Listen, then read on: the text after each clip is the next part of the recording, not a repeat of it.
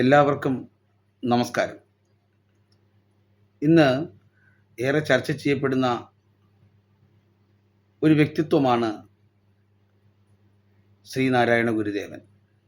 അദ്ദേഹത്തിൻ്റെ പല വചനങ്ങളും പല തത്വങ്ങളും പല ഉപദേശങ്ങളും ഏറെ പ്രാധാന്യമർഹിക്കുന്നവയാണ്. ഈ വർഷത്തെ ശ്രീനാരായണ ഗുരു ദിനത്തോടനുബന്ധിച്ച്, ജയന്തിയോടനുബന്ധിച്ച് ഏറ്റവും കൂടുതൽ ആളുകൾ പ്രയോഗിച്ച അദ്ദേഹത്തിൻ്റെ വചനങ്ങൾ, അതിൽ അരുവിപ്പുറത്ത് 1888 ശിവക്ഷേത്രം സ്ഥാപിക്കുന്ന സമയത്ത് അവിടെ എഴുതി വെച്ച 4 വരികളാണ്. ജാതിഭേദം മതദ്വേഷം ഏതുമില്ലാതെ സർവരും സോദരത്വേന വാഴുന്ന മാതൃകാസ്ഥാനമാണിത് എന്നാണ് അദ്ദേഹം അവിടെ എഴുതി വെച്ചത്. വളരെ ശ്രേഷ്ഠമായ വരികൾ. കാലം എത്ര കടന്നു പോയാലും അതിൻ്റെ ആശയത്തിന് യാതൊരു ചോർച്ചയും സംഭവിക്കാത്ത, എക്കാലത്തേക്കും ചേർച്ചയുള്ള വരികൾ. ഈ വരികളാണ് കേരളത്തിലെ സർക്കാരുകൾ, അല്ലെങ്കിൽ കേരളത്തിലെ സർക്കാരിൻ്റെ ഭാഗമായിട്ടുള്ള മന്ത്രിമാരും MLA മാരും മറ്റ് സാമൂഹിക സാംസ്കാരിക മേഖലയിലുള്ള പല ആളുകളും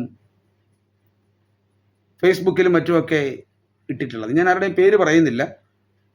എങ്കിൽ പോലും നമ്മൾ മനസ്സിലാക്കേണ്ട ഒരു വസ്തുത, ശ്രീനാരായണ ഗുരുദേവൻ എന്ന് പറയുന്നത് കേവലം ഒരു വ്യക്തി എന്നതിനപ്പുറം വലിയൊരു ആശയമാണ്. ലോകത്തിന് ഇന്നും പ്രചോദനം നൽകുന്ന ഒരാശയമാണ്.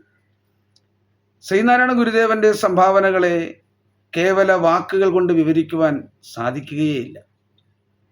ആധ്യാത്മിക, സാംസ്കാരിക, സാമൂഹിക സേവന മേഖലകളിൽ നിരവധി സംഭാവനകൾ നൽകാൻ അദ്ദേഹത്തിന് കഴിഞ്ഞു എന്നത് എക്കാലത്തും സ്മരണീയമാണ്.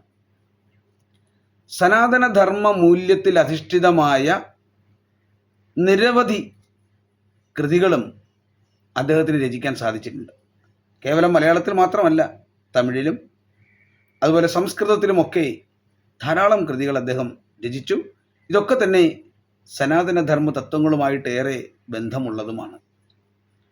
എന്നു മാത്രവുമല്ല, ബഹുഭാഷാ പണ്ഡിതനായിരുന്ന അദ്ദേഹം എത്ര മനോഹരമായിട്ടാണ് ജീവിതത്തിലെ പല സന്ദർഭങ്ങളെയും പല ആശയങ്ങളെയും നമുക്ക് അവതരിപ്പിച്ച് തന്നതെന്ന് അദ്ദേഹത്തിൻ്റെ കൃതികൾ വായിക്കുമ്പോൾ നമുക്ക് മനസ്സിലാകും. മതത്തിനായിരുന്നില്ല അദ്ദേഹം പ്രാധാന്യം നൽകിയിരുന്നത്, മറിച്ച് ധർമ്മത്തിനായിരുന്നു.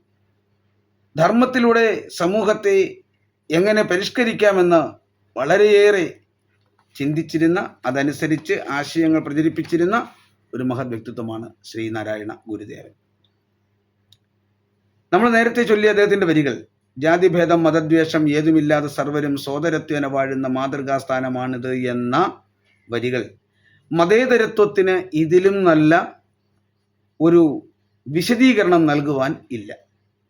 എന്നാൽ മതേതരത്വം നാഴികയ്ക്ക് 40 വട്ടം പറഞ്ഞു നടക്കുന്ന നമ്മുടെ രാഷ്ട്രീയ നേതാക്കന്മാരാൽ നയിക്കപ്പെടുന്ന നമ്മുടെ സർക്കാരുകൾക്ക്, അത് കേന്ദ്രമാകട്ടെ കേരളമാകട്ടെ, അദ്ദേഹത്തിൻ്റെ ഈ വരികൾ അങ്ങ് പാർലമെൻറ്റിൽ പോലും നമ്മുടെ കഴിഞ്ഞ രാഷ്ട്രപതി പ്രയോഗിച്ചിരുന്നു, നമ്മുടെ മുഖ്യമന്ത്രി പ്രയോഗിക്കുന്നു, നമ്മുടെ മന്ത്രിമാർ പ്രയോഗിക്കുന്നു.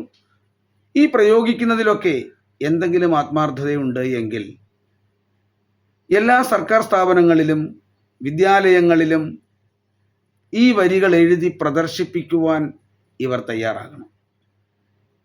കാരണം ഏറ്റവും വലിയ മതേതര സ്ഥാപനമാണ് സർക്കാർ ആഫീസുകൾ, സർക്കാർ സ്ഥാപനങ്ങൾ ഒക്കെ തന്നെ. വിദ്യാലയങ്ങൾ, എല്ലാ വിദ്യാലയങ്ങളിലും, അത് സ്വകാര്യ വിദ്യാലയങ്ങളെന്നോ സർക്കാർ വിദ്യാലയങ്ങളെന്നോ പ്രാധാന്യമില്ലാതെ, പ്രത്യേകതയില്ലാതെ, മാറ്റിവെക്കാതെ എല്ലാ വിദ്യാലയങ്ങളിലും ശ്രീനാരായണ ഗുരുദേവൻ്റെ ഈ 4 വരികൾ, ജാതിഭേദം മതദ്വേഷം ഏതുമില്ലാതെ സർവരും സോദരത്വേന വാഴുന്ന മാതൃകാസ്ഥാനമാണിത് എന്ന് എഴുതി പ്രദർശിപ്പിക്കുവാൻ പ്രധാന ഭാഗത്ത് എല്ലാവരും കാണത്തക്ക വിധത്തിൽ എഴുതി പ്രദർശിപ്പിക്കുവാൻ തയ്യാറാകുമോ? അങ്ങനെ തയ്യാറാകുമ്പോൾ മാത്രമാണ് ഈ വാക്കുകളും ഈ വരികളും ക്രമേണ ഉപയോഗിക്കുന്ന ആളുകൾക്ക് അതിനോട് ആത്മാർത്ഥതയുണ്ടെന്ന് തോന്നുകയുള്ളൂ. അതിന് കഴിയില്ലെങ്കിൽ വെറുതെ ഈ വരികൾ പറഞ്ഞ് എന്താണ് നിങ്ങൾ ലക്ഷ്യം വെക്കുന്നത്?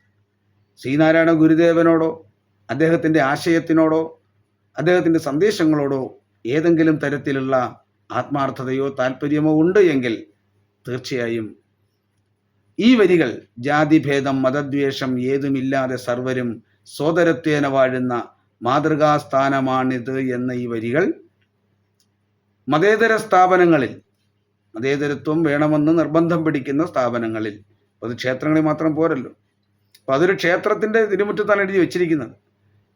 അതുപോലെ എല്ലാ ഗവൺമെൻറ് ഓഫീസുകളും മതേതരത്വത്തിന് മഹത്വം നൽകുന്ന എല്ലാവരും അവരവരുടെ ഓഫീസുകളിൽ, അവരവരുടെ സ്ഥാപനങ്ങളിൽ ഇത് എഴുതി പ്രദർശിപ്പിക്കുവാൻ തയ്യാറുണ്ടോ?